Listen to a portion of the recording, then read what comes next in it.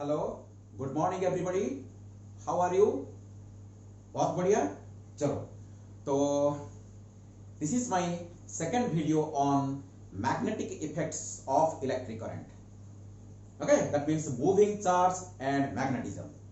So in the previous video we have discussed about the experiment, that is Oersted's experiment, and from the Oersted experiment we have concluded that there is a magnetic field all around the current carrying conductor.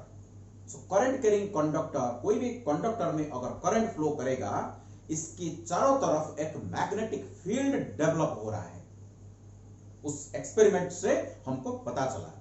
और magnetic needle का जो north pole कौन सी direction में deflect करेगा, इसके ऊपर इसको जानने के लिए हम दो रूल डिस्कशन किए.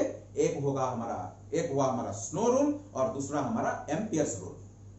ओके, सो स्नो रूल हमको बताता है अगर SNOW snow rule, so current अगर साउथ से नॉर्थ की तरफ फ्लो करेगा तो मैग्नेटिक निडल के ऊपर अगर हमारा करंट कैरिंग कंडक्टर होगा, that means current carrying conductor is over the magnetic needle, then the north pole of the magnetic needle will be deflected towards the waste.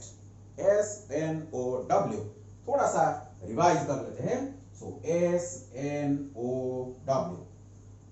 Okay, अगर ये आपका करंट कैरिंग कंडक्टर, इसमें I current flow कर रहा है, ये suppose south है, ये सपोज नॉर्थ है, सपोज ये आपका मैग्नेटिक निडल है, ये सपोज आपका नॉर्थ पोल है, ये साउथ पोल है. सो डेफिनेटली द मैग्नेटिक, देखो ये साउथ से नॉर्थ की तरफ करंट फ्लो कर रहा है, साउथ से नॉर्थ की तरफ अगर करंट फ्लो कर रहा है and the current carrying conductor is over the magnetic needle, then the north pole of the magnetic needle will be deflected towards the west. ये हमारा स्नो रूल था. और इसके बाद हम एम्पियर्स रूल भी डिस्कशन किए. एम्पियर रूल में हम डिस्कशन किए कि अगर करंट एक स्विमिंग पर्सन का लेग में एंटर करेगा और वो करंट अगर हेड में एग्जिट होगा, तो अगर इसका फेस करंट निडल की तरफ अगर होगा, देखो ये ऐसे था, ये हमारा था. सो देखो ये पर्सन था हमारा, ये हमारा पर्सन था, ये हमारा ऐसे पर्सन था. Suppose a person is swimming like this and its face is towards the needle, then definitely the north pole will be deflected towards the left hand. The north pole will be deflected towards the left hand. ये दो rule हम discussion किए थे to find out the direction of deflection of the north pole of the magnetic needle when it is placed near a current carrying conductor. लेकिन आज का जो discussion है, आज का डिस्कशन तो पूरा फंडामेंटल है, बहुत बहुत बहुत इंपॉर्टेंट है, क्योंकि आज का डिस्कशन को लेके हम आगे बढ़ेंगे और different charge distribution, different current carrying conductor के लिए चारों तरफ कैसे मैग्नेटिक फील्ड डेवलप हो रहा है और each and every point in the magnetic field what will be the strength of the magnetic field, इसको हम डिराइव करेंगे. ओके, सो शुरू करने से पहले I am lieutenant Dyuti Krishna Khandwal and please watch my video sequentially. Okay, एक एक वीडियो को सिक्वेंशियली को देखो, तब जाके आपका कॉन्सेप्ट क्लियर होगा. पहले मेरा फर्स्ट वीडियो को देखो. सो कैसे इलेक्ट्रिक करंट और मैग्नेटिक फील्ड के बहुत बढ़िया रिलेशनशिप है, जो कि हमको पहले पता नहीं था. 1820 से पहले हमको पता नहीं था कि इलेक्ट्रिक करंट और इलेक्ट्रिक करंट भी मैग्नेटिक फील्ड डेवलप कर सकता है. इसके बारे में हमको जानकारी नहीं था. ओके, सो ओयरस्टेड की एक्सपेरिमेंट के बाद हमको पता चला. सो प्लीज वीडियो को सीक्वेंशियली देखते जाओ, तब जाके आपका कॉन्सेप्ट क्लियर होते जाएगा. तो आज का डिस्कशन है हमारा बायट-सावर्ट्स लॉ. सो बहुत इंपॉर्टेंट आज का डिस्कशन है. तो Biot-Savart's law,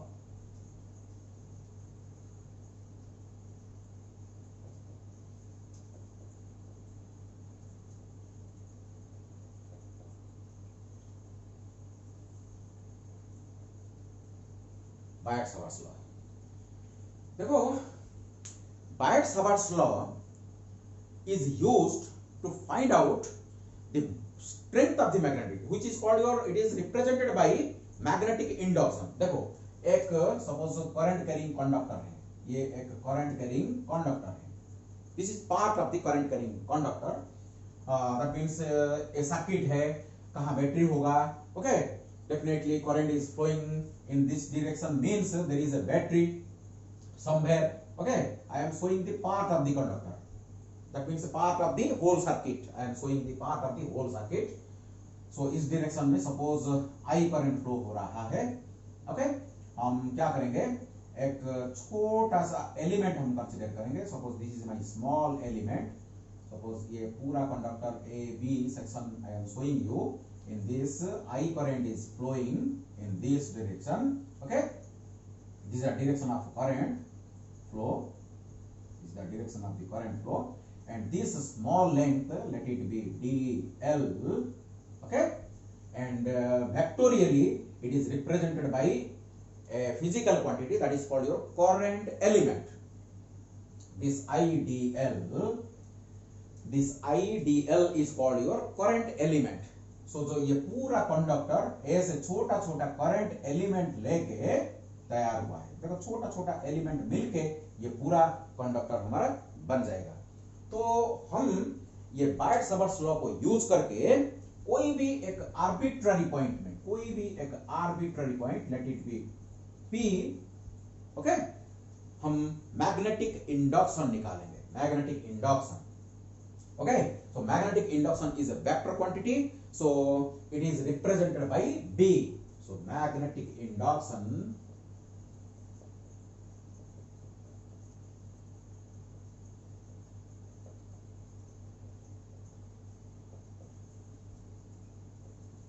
is a vector quantity, that means magnetic field is again represented by a magnetic field vector which is called your magnetic induction, or it is also called magnetic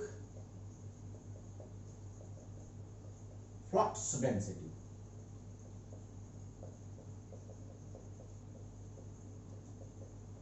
इसको magnetic flux density भी बोला जाता है, okay.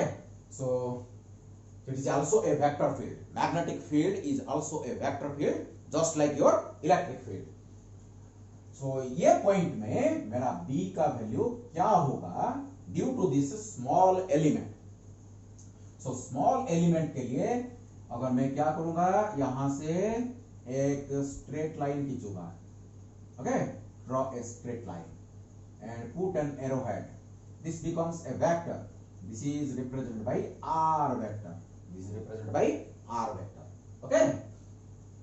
तो देखो ये मेरा current element vector whose direction is along the direction of the current at this point, and this current element vector makes an angle of theta with the R vector, okay। so then according to Biot and Savart, so according to Biot and Savart, after rigorous experimentation, okay, बहुत experiment करने के बाद जो conclusion उन दोनों को मिला, बायट एक साइंटिस्ट है, सावर्ट भी एक साइंटिस्ट है, दोनों मिलके जो कंक्लूजन एक्सपेरिमेंट से निकला इसको लॉ के द्वारा रिप्रेजेंट किए, okay. So the DV, that means the magnetic induction or the small magnetic field that is developed at this point P due to the small element of this whole conductor is found to be directly proportional to the current in this element। ये element में जितना ज्यादा current flow करेगा यहां भी magnetic field का strength भी उतना ज्यादा होगा, उतना स्ट्रांग होगा। So dV is directly proportional to I, and again it is found that dV is directly proportional to the length of the element chosen। ये एलिमेंट का लेंथ जितना बड़ा होगा यहां मैग्नेटिक फील्ड का स्ट्रेंथ भी उतना बड़ा होगा, and it is directly proportional to sine of angle between the current element vector and r vector. Try to understand. Current element का जो वेक्टर का डायरेक्शन, ये जो आर वेक्टर का डायरेक्शन, इसमें जो एंगल डेवलप हो रहा है इसका साइन थीटा, इसका साइन थीटा को डायरेक्टली प्रोपोर्शनल होगा. Okay, and experimentally it is again observe that it is directly inversely proportional to the square of the distance of the test point from the element. ये element से, current element से ये point जितना दूरी होगा, जितना ज्यादा डिस्टेंस होगा, ये जो मैग्नेटिक फील्ड उतना कम होगा. That means just near the conductor the magnetic field is strong.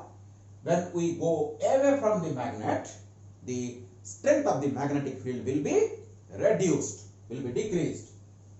Okay, so अगर ये चारों को हम कलेक्ट करेंगे तो हमको मिलेगा, this implies dB is directly proportional to I dl sin theta divided by r square. I dl sin theta divided by r square. So this implies dB is equal to some proportionality constant, let it be a. proportionality constant को a लिखेंगे, I dl sin theta divided by r square. And in SI units,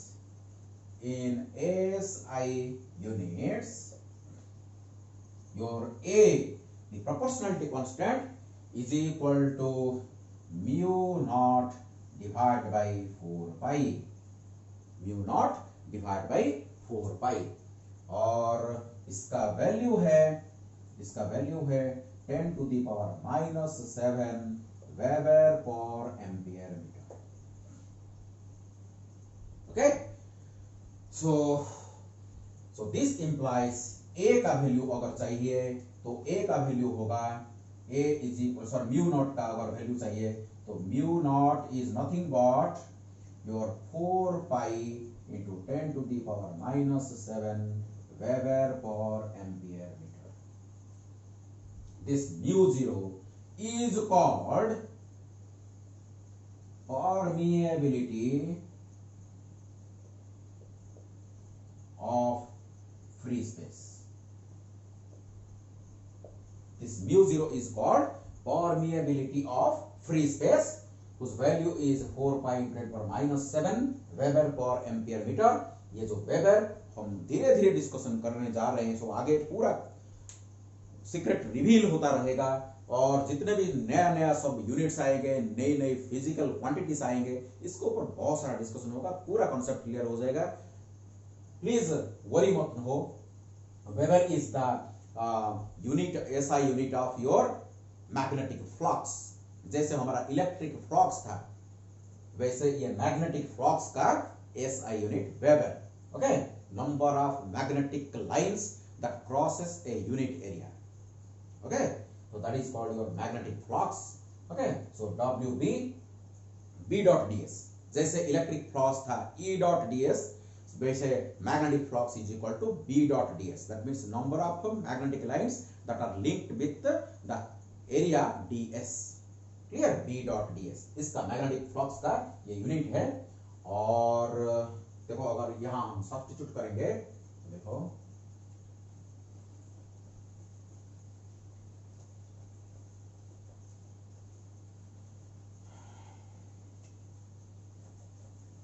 देखो ये constant को a is equal to mu naught divide by 4 pi इधर हम substitute करेंगे तो dB therefore dB is equal to mu naught divide by 4 pi I dl sin theta divide by r square. So magnetic field is a vector quantity. So vectorially it is written as, so dV अगर इसको vectorially लिखेंगे तो is equal to mu naught divide by 4 pi IDL is my current element vector with cross product. Okay, R vector divided by R vector का magnitude का Q. Okay, so this is in vector form. This is in vector form. अगर आप सोच रहे होंगे यहां से sine theta कहां गायब हो गया, तो मैं आपको कुछ बता नहीं सकता, क्योंकि ये वेक्टर का कॉन्सेप्ट को पूरा आपके पास होना चाहिए। वेक्टर चैप्टर को अच्छी तरह समझो, पढ़ो। फर्स्ट ईयर में आपको पढ़ा गया। ओके, सो 11th क्लास में आपको वेक्टर की चैप्टर जो पढ़ाया गया है, इसके बारे में पूरा अच्छी तरह नॉलेज होना चाहिए। ओके, वेक्टर का नॉलेज अगर नहीं होगा तो आपको ये सब बहुत डिफिकल्ट लगेगा, आगे आगे जाके बहुत प्रॉब्लम में फंसोगे आप। ओके, फिजिक्स में आगे नहीं जा पाओगे। वेक्टर का नॉलेज पूरा स्ट्रांग होना चाहिए। सो देखो, अगर मैं ए क्रॉस बी का क्या है, ए वेक्टर है और बी एक वेक्टर है, इसका क्रॉस प्रोडक्ट क्या है, ए का मैग्नीट्यूड बी वेक्टर का magnitude sine theta N cap. Okay, so A cross B vector का जो मैग्नीट्यूड होगा वो होगा ए बी साइन थीटा। आप देखो ए क्रॉस बी, इसको ए मानो इसको बी मानो, तो ए क्रॉस बी इक्वल क्या होगा, ideal R sine theta, ideal R sine theta. यहां जो आर एक आएगा वो आर इसके साथ कैंसिल हो जाएगा। इसको हम ऐसे भी डायरेक्टली ऐसे ना लिख के ऐसे भी लिख सकते हैं हम इसको। अगर मैं ऐसे भी लिखूं तो कोई प्रॉब्लम नहीं है। ये आर मेरा आर वेक्टर का मैग्नीट्यूड है। ओके, इसका क्यूब। सो यहां से जो एक आर आएगा, एक आर यहां से कैंसिल हो जाएगा, तो फिर से आपको आर स्क्वायर मिल जाएगा, आपका साइन थीटा भी आ जाएगा। So I dl R sine theta, एक आर कैंसिल होके आर स्क्वायर हो जाएगा। Clear? So this is the vector form of Biot Savart's law. So Biot Savart जो एक्सपेरिमेंटली चार रिलेशनशिप डेवलप किए, चार relationship, that means the magnetic field, magnetic induction or magnetic flux density at this point due to the elemental current carrying conductor is directly proportional to the current in the element, directly proportional to the length of the conductor, directly proportional to the sine of theta and inversely proportional to the square of the distance. So इसको collect करके एक mathematical form में इसको हमको दिए। So this is the vector form and this is the scalar form of the Biot Savart's law, mathematical forms. Okay, इसको ये दो इक्वेशन को, दो फॉर्मूले को याद रखना जरूरी है। ओके, हम आगे बढ़ेंगे और इसके ऊपर थोड़ा सा डिस्कशन करेंगे। देखो, डिस्कशन को समझो।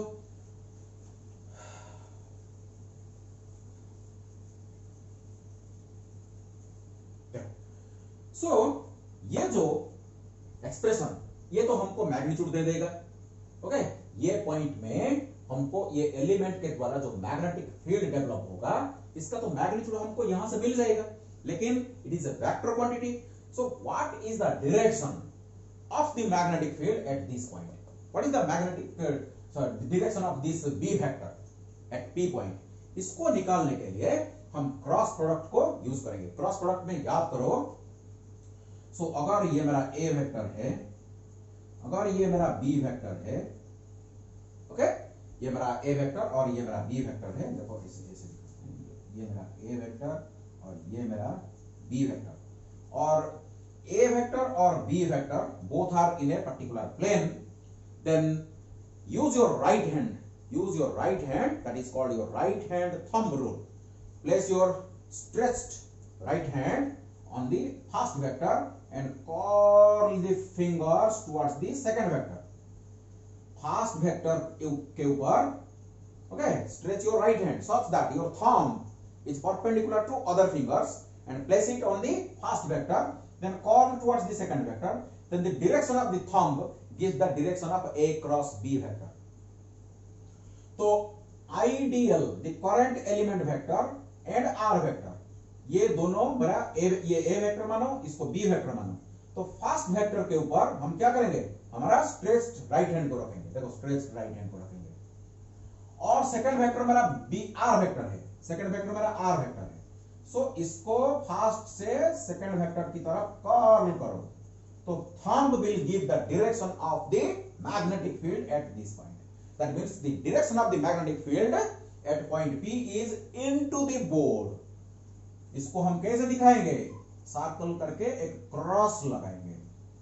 This is the indication of the direction of the magnetic field eight point P। Okay, अगर बाहर होता, बाहर की तरफ होता तो मैं एक सर्कल करके एक डॉट लगाता। करंट की डायरेक्शन को अगर मैं इधर कर दूं, करंट का डायरेक्शन को अगर इधर कर दूं तो बाहर की तरफ होगा, तो इसको राउंड करके डॉट लगाते हैं। ओके, धीरे धीरे पता चल जाएगा, कोई वरी होना नहीं चाहिए। सो ये भी एक रूल है। देखो यहां से मैं आपको दिखाऊंगा एक एक करके। Suppose current is flowing in this direction, suppose current इधर फ्लो हो रहा है, सपोज ये मेरा एलिमेंट DL है। मैं आपको पूछूंगा यहां से यहां, यहां एक पॉइंट है, ये एक पॉइंट है, यहां बताओ B का डायरेक्शन किधर होगा? बताओ B का डायरेक्शन किधर होगा? तो क्या करना पड़ेगा आपको? Ideal cross R। यहां से देखो ये मेरा R वेक्टर हो जाएगा, ये मेरा R वेक्टर हो जाएगा, और ये मेरा आइडियल, ये देखो I इसको स्मॉल लिखते हैं। सो आइडियल वेक्टर, तो this is my first vector and this is my second vector. तो मैं क्या करूंगा? फर्स्ट वेक्टर से सेकंड वेक्टर की तरफ कर्ल करूंगा। तो थंब का direction, that means it is into the page, it is into the page.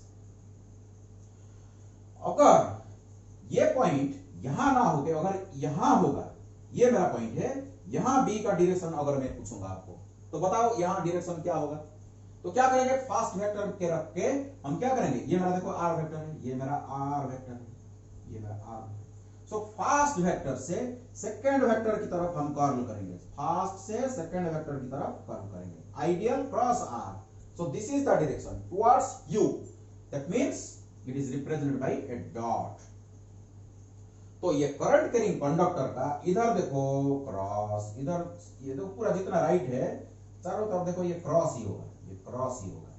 That means magnetic field का डायरेक्शन अंदर होगा, अंदर, लेकिन इधर मैग्नेटिक फील्ड का डायरेक्शन बाहर होगा। देखो चारों तरफ देखो मैग्नेटिक फील्ड का डायरेक्शन बाहर होगा, ये देखो ऐसे, और सॉरी ये ऐसे ऐसे ऐसे, और इधर देखो ऐसे ऐसे अंदर। सो राइट साइड को अंदर और लेफ्ट साइड को बाहर। क्लियर? इसके ऊपर और भी आगे डिस्कशन करेंगे। और भी मैं एक रूल आपको बता रहा हूं, अगर ये right hand thumb rule use करना आपके लिए थोड़ा डिफिकल्ट हो रहा है, और भी एक रूल है, ये तो मैं आपको बताया first rule right hand thumb rule, second होता है एक पाम रूल। सो पाम रूल को भी आप यूज करके डायरेक्शन ऑफ मैग्नेटिक फील्ड को आप निकाल सकते हो। तो आपको क्या करना पड़ेगा? देखो फिर से, suppose current is flowing in this direction and you are to find out the direction of magnetic field at this point. तो आपको क्या करना पड़ेगा? फिर से राइट हैंड को ऐसे स्ट्रेच करके रखो and put the direction of the current in the direction of the thumb. Okay, thumb का करंट डायरेक्शन में आपको थंब को रख दो, और जहां आपको मैग्नेटिक फील्ड की डायरेक्शन चाहिए उस तरफ आपका जो ये हाथ होना चाहिए। ओके, देखो ये ऐसे रखना चाहिए।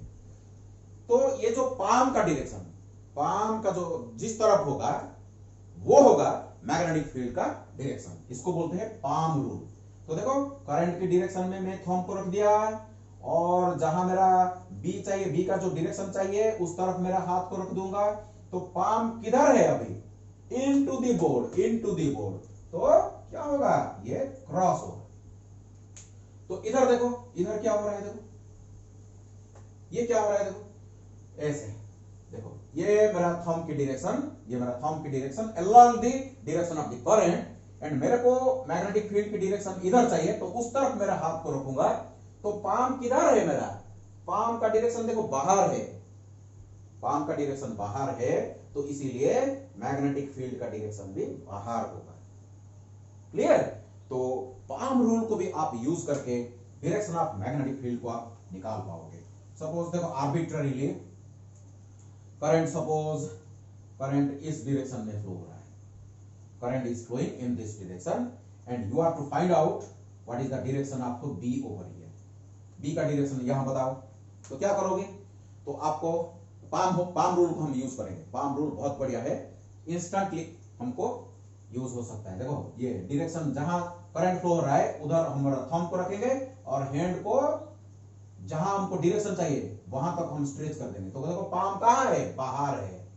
पाम का डायरेक्शन बाहर है, तो direction of magnetic field is perpendicular to the board and towards you, that means out of the board. अगर मेरे को इधर चाहिए, इधर मेरे डायरेक्शन चाहिए, तो क्या करूंगा? देखो ऐसे रखूंगा, ऐसे रखूंगा, लेकिन क्या होगा? पाम तो इधर नहीं रखना चाहिए, पाम को इधर रखना पड़ेगा। तो ऐसे रखेंगे, ऐसे देखो ये तो into the board, into the board, into the board, that means direction is into the board. Okay, चलो सपोज एक करंट कैरिंग कंडक्टर, ये इसको, ये करंट कैरिंग कंडक्टर का रिप्रेजेंटेशन है। ये यहां current, that means current is flowing from in to the out. Okay, अंदर से बाहर की तरफ करंट फ्लो हो रहा है, that means current carrying conductor is like this, perpendicular to the board. Okay, ये रिप्रेजेंटेशन है। और करंट का डायरेक्शन अंदर से बाहर, अगर ये होगा, अगर ये रिप्रेजेंटेशन होगा, क्रॉस होगा, आई लिखा होगा पास में, दैट मींस एक कंडक्टर ऐसा है, परपेंडिकुलर है on to the board and current is flowing from out to in, बाहर से अंदर की तरफ करंट का डायरेक्शन है, ये रिप्रेजेंटेशन है। तो अगर ये करंट कैरिंग कंडक्टर का, that means current is flowing from in to the out of the board and I is the strength, then मेरे को बताओ यहां यहां यहां क्या होगा? बी का डायरेक्शन किधर होगा बताओ। तो क्या करेंगे? करंट की डायरेक्शन में थंब को रखेंगे। देखो थंब को रख दिया मैं करंट की डायरेक्शन में, करंट जहां है उधर थंब को रख दो और हैंड को स्ट्रेच करो जहां तो तुमको चाहिए, जहां तुमको चाहिए क्या? मैग्नेटिक फील्ड का डायरेक्शन उधर की तरफ स्ट्रेच कर दो। पाम का डायरेक्शन, पाम का डायरेक्शन देखो किधर है? इधर है, ये मैग्नेटिक फील्ड का डायरेक्शन। तो अगर ये होगा तो बताओ यहां मैग्नेटिक फील्ड का डायरेक्शन क्या होगा? मैग्नेटिक फील्ड का डायरेक्शन क्या होगा? ये this is into the page, into the board. तो मैं क्या करूंगा? थंब को अंदर कर दूंगा, थंब को अंदर, और जहां मेरे को चाहिए मैग्नेटिक फील्ड वहां तक स्ट्रेच कर दूंगा मेरा हाथ को, और palm gives the direction of the magnetic field. So this is the direction of the magnetic field. So ऐसे palm rule यूज करके हम डायरेक्शन ऑफ मैग्नेटिक फील्ड को आसानी से निकाल सकते हैं। Very very important. ओके, तो चलो, सो इसको प्रैक्टिस करो, खुद प्रैक्टिस करो, खुद क्वेश्चन बनाओ, खुद प्रैक्टिस करो, तो आसानी से आप निकाल पाओगे। सो ये जो फॉर्मूला हमको मिला हम इसको लिख के रखेंगे, दैट मींस dV, तो यहां लिख के रखेंगे। सो dV is equal to mu naught divided by 4 pi IDL sin theta divided by r square, and Biot's law का जो vector form dV vector is equal to mu naught divided by 4 pi IDL cross r divided by r vector का magnitude का cube. और भी एक important note में आपको बताने जा रहा हूं। इंपॉर्टेंट नोट क्या है? देखो ये एक्सप्रेशन से हमको पता चल रहा है, नंबर 1 में if theta is equal to 0 degree और 180 degree, okay, that means suppose ये जो मेरा करंट एलिमेंट था, ये मेरा जो करंट एलिमेंट था, ये मेरा current element suppose IDL current element था, ये मेरा P पॉइंट था, ये मेरा P पॉइंट था, ओके, ये मेरा थीटा था, ये मेरा R वेक्टर था। अगर ये थीटा 0 डिग्री हो जाएगा, 0 डिग्री मींस यू सी ये P पॉइंट मेरा इधर आ जाएगा, यहां ये देखो, along parallel to the current element vector। देखो parallel to the current element vector, यहां यहां यहां यहां कोई भी एक पॉइंट अगर लोगे, तो थीटा क्या हो जाएगा, 0 हो जाएगा। और इसके नीचे देखो, पीछे पीछे क्या हो जाएगा, देखो थीटा कितना हो जाएगा, 180 हो जाएगा, 180 हो जाएगा। दैट मींस आइडियल वेक्टर को अगर एंटी पैरेलल हो जाएगा, आपका जो आर वेक्टर एंटी पैरेलल हो जाएगा, तो 0 डिग्री होगा और 180 डिग्री होगा। This implies sine theta is equal to 0 हो जाएगा। This implies D B is equal to भी 0 हो जाएगा। Very very important point, keep in mind. आगे हम बार बार इसको यूज करेंगे। कोई भी एक करंट एलिमेंट का अलोंग और ऑपोजिट डायरेक्शन में जो भी पॉइंट होगा, इसमें मैग्नेटिक फील्ड कितना होगा, 0 होगा। यहां भी मैग्नेटिक फील्ड 0, यहां भी 0, यहां भी 0, यहां भी 0। Okay, along the direction of the magnetic field, along the direction of the current element 0 होगा, और opposite to the direction of the element यहां भी 0 होगा। क्योंकि अलोंग होगा 0 डिग्री, ऑपोजिट होगा क्या, 180 डिग्री। तो साइन थीटा 0 होने के कारण मैग्नेटिक फील्ड भी 0 हो जाएगा। यहां कोई मैग्नेटिक फील्ड नहीं होगा। ये एलिमेंट के जो गुण, यहां एलिमेंट के जो, ये जो एलिमेंट करंट एलिमेंट के जो गुण, यहां यहां यहां यहां और पीछे भी, हर तरफ मैग्नेटिक फील्ड कितना हो जाएगा, 0 हो जाएगा अगर थीटा इक्वल टू 0 और 180 डिग्री होगा तो। क्लियर। और सेकंड केस में if theta is equal to 90 degree होगा, देखो थीटा इज इक्वल टू अगर 90 डिग्री होगा, दैट मींस देखो ये करंट एलिमेंट को अगर परपेंडिकुलर हो जाएगा, अगर theta is equal to 90 degree हो जाएगा, ये पी पॉइंट अगर हमारा 90 डिग्री में होगा, तो sine 91 is equal to maximum. Sine theta का ये मैक्सिमम वैल्यू होगा 1। So that is the reason for which D B is equal to I mu naught divide by 4 pi IDL divided by R square. That will be, this is my maximum value.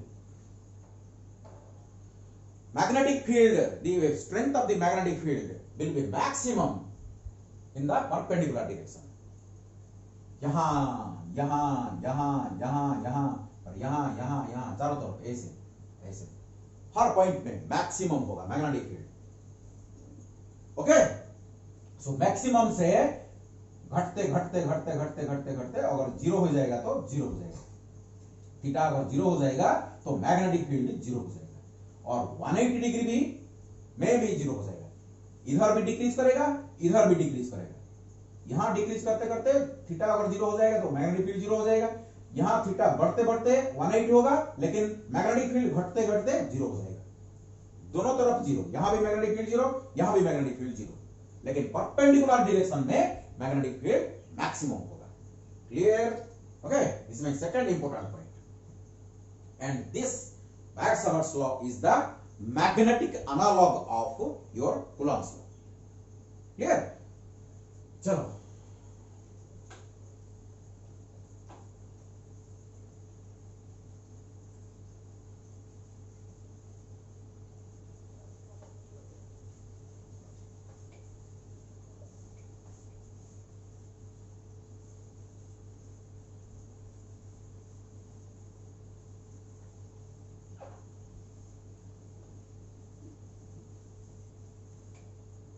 एक minute देखो।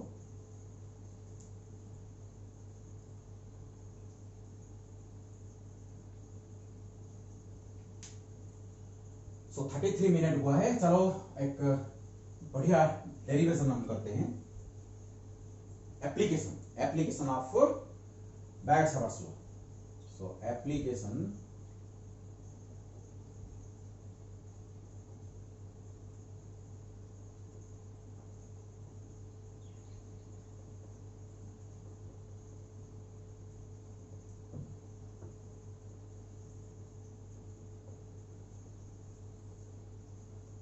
Of Baggs-Savart's law। So Baggs-Savart's law को use करके आज हम first application के बारे में discussion करेंगे। First application is current carrying conductor जो होगा हमारा, देखो ये मेरा करंट कैरिंग कंडक्टर है, ये मेरा एक current carrying conductor. That means magnetic field, that means B due to a finite wire, B due to a finite wire. मैं आज आपको एक मेथड बताऊंगा और मेरा नेक्स्ट क्लास में एक दूसरा मेथड बताऊंगा। Actually there are so many ways to find out the magnetic field, लेकिन मैं आज एक मेथड आपको बताऊंगा और मेरा नेक्स्ट वीडियो में और एक मेथड मैं आपको बताऊंगा। हर मेथड आपको आना चाहिए। Okay, you should know different methods to find out magnetic field. Okay, देखो ये इसमें सपोज करंट फ्लो कर रहा है, आई करंट फ्लो कर रहा है, okay, in this direction.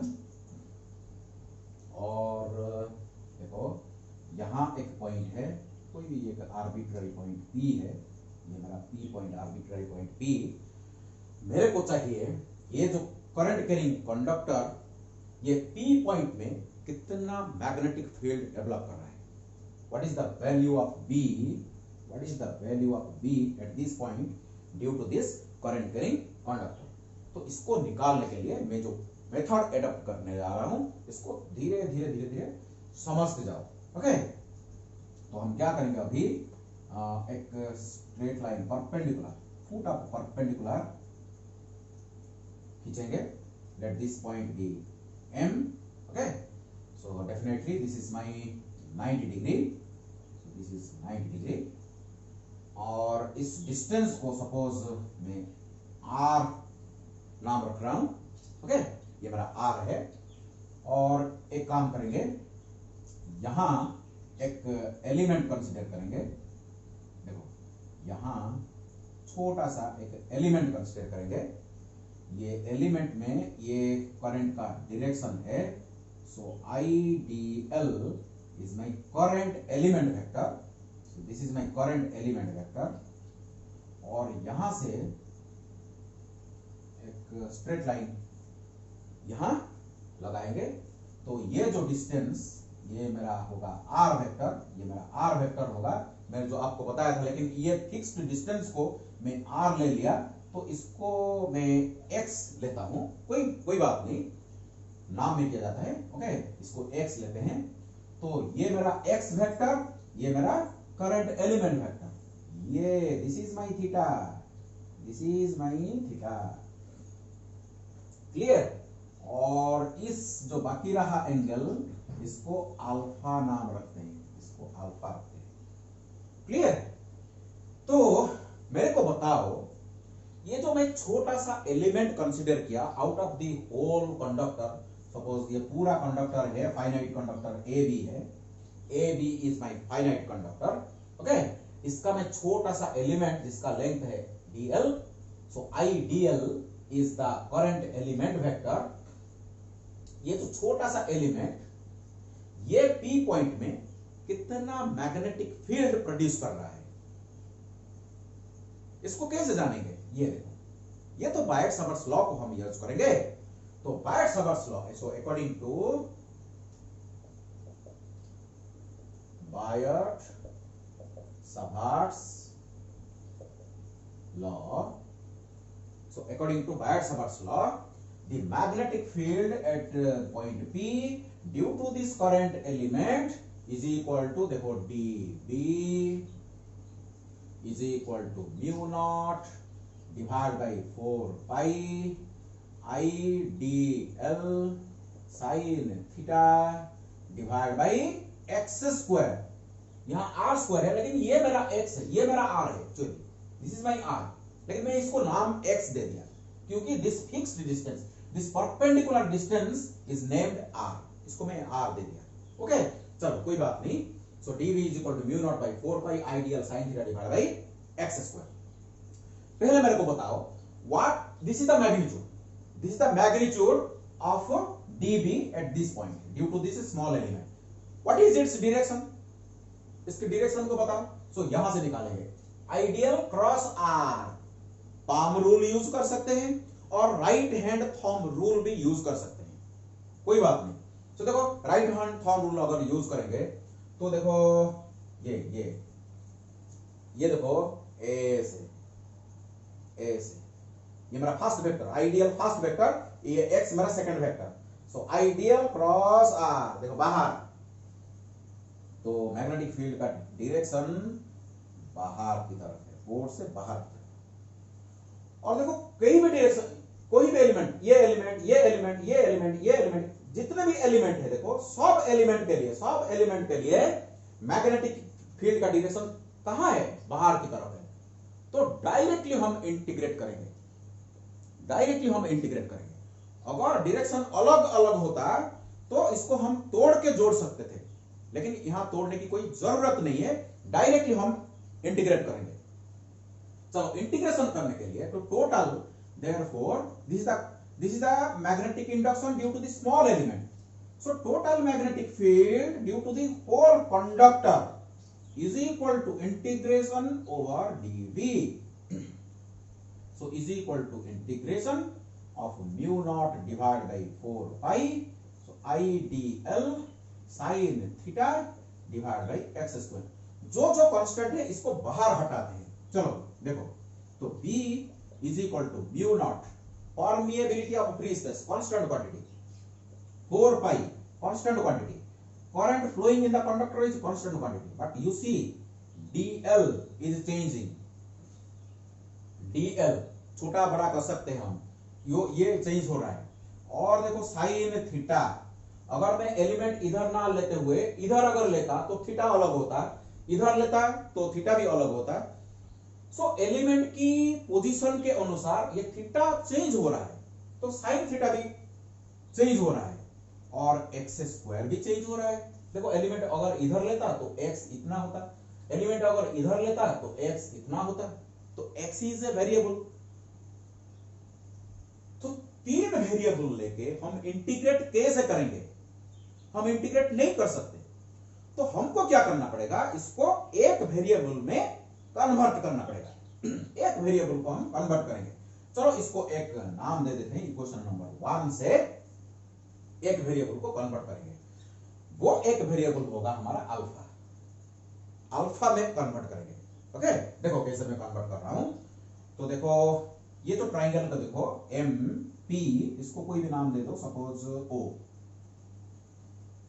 M P O triangle को देखो, ये ट्राइंगल में देखो, in triangle O M P ये 90 डिग्री है। अगर एक एंगल 90 डिग्री हो गया तो theta plus alpha is equal to कितना होगा, so theta plus alpha is equal to 90 degree होगा, क्योंकि ये तीनों जो एंगल है इनको मिलाएंगे तो कितना होगा 180 डिग्री, तीनों एंगल मिलके 180 डिग्री बनाते हैं एक ट्राइंगल में। एक एंगल 90 हो गया तो बाकी दो मिलके कितना बनाना चाहिए, 90 होना चाहिए। So theta plus alpha is equal to 90 degree, so this implies theta is equal to 90 degree minus alpha. Okay, होगा कि नहीं। सो मैं क्या करूंगा, इधर साइन ऑपरेट करूंगा, इधर भी साइन ऑपरेट करूंगा। तो देखो sine theta is equal to cos alpha, ये मेरा नंबर 1 है। सो दो यहां जो साइन थीटा है, यहां जो साइन थीटा है, मैं यहां क्या लिखूंगा, कॉस अल्फा लिखूंगा। जितने देखो इसको मैं पूरा हटा के अल्फा में कन्वर्ट कर दूंगा। देखो बहुत बढ़िया। चलो नेक्स्ट हम क्या करेंगे, देखो फिर से क्या करेंगे, मेरे को बताओ। ये ट्रायंगल में फिर से वही ट्रायंगल में cos alpha, cos alpha is equal to कितना होगा, देखो cos alpha is equal to r divided by x, तो r डिवाइडेड बाय x होगा। सो दिस इंप्लाइज मैं क्या हटाना चाह रहा हूं, x, तो x is equal to r divided by cos alpha, और इसको हम लिख सकते हैं r sec अल्फा, इसको इक्वेशन 2 रखते हैं। ठीक है, तो cos alpha is equal to r by x, cos alpha is equal to r by x, तो x is equal to r by cos alpha, लेकिन 1 by cos alpha is equal to sec alpha, तो x is equal to r sec alpha. यहां जो x है इसके जगह क्या रखेंगे, r sec अल्फा रखेंगे, और बाकी रहा dl को हटाएंगे। dl को देखो कैसे हटाते हैं,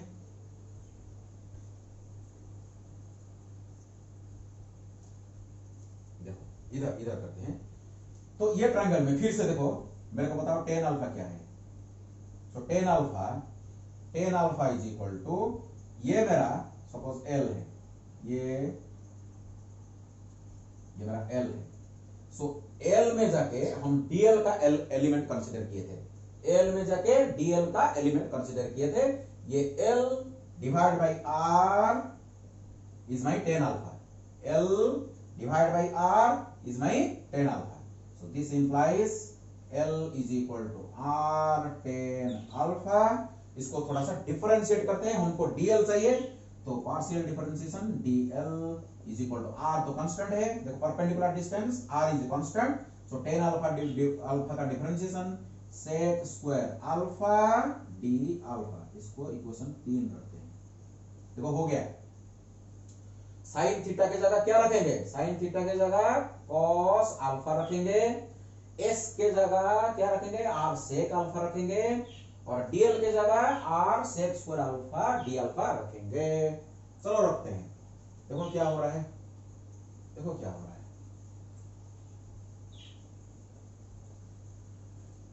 चलो रखते हैं, तो B therefore equation 1 becomes b is equal to mu naught I by 4r, mu naught I divide by 4 by integration dl।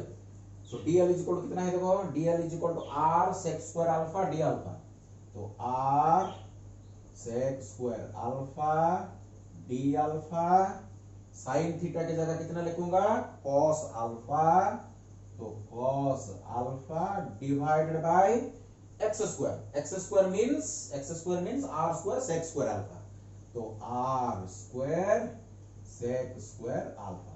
देखो sec square alpha cancels out, एक r कट गया, तो बाकी कितना रहा, देखो b is equal to mu naught I divide by 4 pi integration cos alpha D alpha. देखो एक वेरिएबल रहा अल्फा, 3 वेरिएबल में रहा था, लेकिन इसको मैं हटा के एक वेरिएबल में कन्वर्ट कर दिया। अभी हम इंटीग्रेट कर पाएंगे।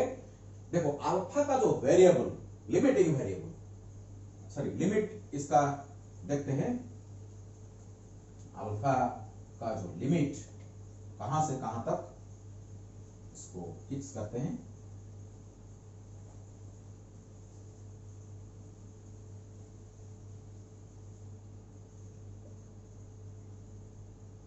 ये मेरा बी, देखो ये जो अल्फा ऐसे बढ़ते इधर तक आ सकता है, बढ़ते हुए इधर तक आएगा। ये अल्फा का परपेंडिकुलर डिस्टेंस से इधर इतना, इसको नाम रखते हैं थीटा 1, इसको नाम रखते हैं थीटा 1, और यहां तक,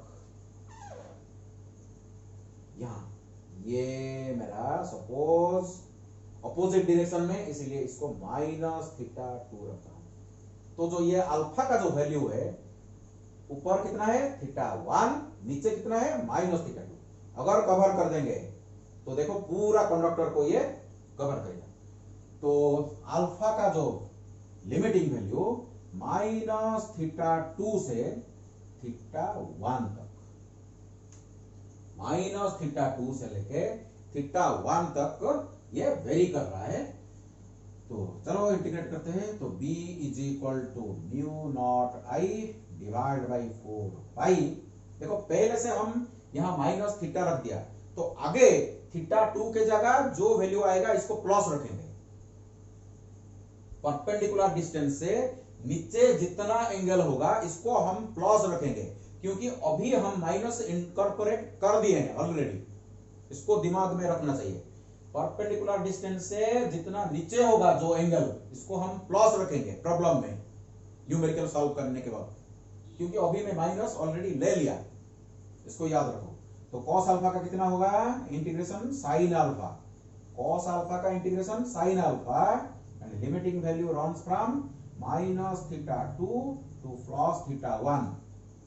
So this implies b is equal to mu naught I divided by 4 pi, क्या होगा साइन, यहाँ एक r है, यहाँ देखो एक r है, सॉरी इसको मैंने छोड़ दिया, देखो एक r कैंसिल हुआ था, एक r है इधर, यहाँ एक r है, इसको रखते हैं, गलत हो जाएगा नहीं so mu naught I by 4 pi R, ये देखो sine theta 1 minus sine minus theta 2, lower value minus theta 2, लेकिन sine of minus theta 2 is equal to minus sine theta 2, so this implies B is equal to mu naught I divide by 4 pi R sine theta 1, ये minus आ जाएगा फिर से, plus sign theta 2। ये मेरा final expression for magnetic field at an arbitrary point due to this current, finite current carrying conductor, finite current carrying conductor. ये general expression है, इसको by heart करके याद रखो। किसी भी वक्त में अगर आपको पूछूंगा एक straight current carrying finite conductor कितना मैग्नेटिक फील्ड प्रोड्यूस कर रहा है, तो ये फॉर्मूला आपको आना चाहिए। इसको यूज करके हम नेक्स्ट क्लास में बहुत सारा प्रॉब्लम को डील करेंगे। ओके, अगर इस वीडियो में मैं सॉल्व करूंगा तो बहुत लंबा हो जाएगा वीडियो, आपको शायद बोर लगेगा, इसीलिए हम नेक्स्ट क्लास में ये जो बायट-सावर्त लॉ का को यूज करके, फर्स्ट मेरा एप्लीकेशन ये, इसको यूज करके मैं फाइनाइट कंडक्टर का जो मैग्नेटिक फील्ड, मैग्नेटिक इंडक्शन के लिए जो एक्सप्रेशन निकाला, ओके, इसका यूज हम सीखेंगे डिफरेंट न्यूमेरिकल प्रॉब्लम को सॉल्व करने के लिए।